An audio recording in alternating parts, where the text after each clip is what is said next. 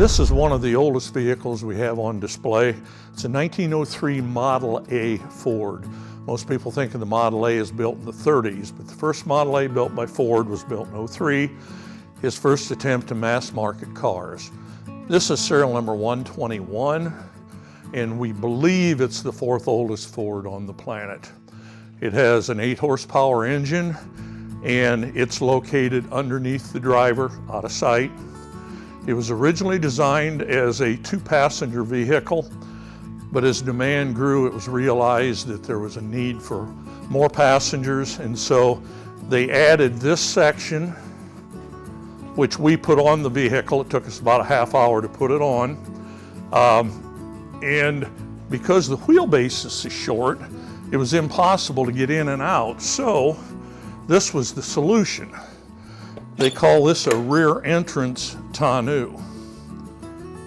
Another unusual feature of this car is the differential. You'll notice that it has a chain drive and it's open to the elements, where more modern cars have that enclosed.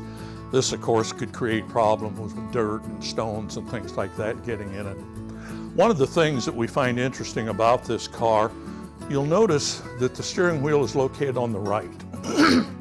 And that was pretty typical of the day, particularly in Europe, and American car makers followed suit. The story goes that Clara and Henry were out one night in Dearborn, going out to a restaurant, and they stopped, and Henry got out and stepped out on the curb. Clara got out with her long skirt and stepped onto the road, which was muddy, and with a lot of horses around, you can imagine what else was there. She wasn't very happy with Henry. So when she got on the curb, she said, "Henry, this isn't right. The steering wheel needs to be on this side so I can get out on relative safety of the sidewalk." Henry thought about that, and shortly thereafter, they moved the steering wheel to the left.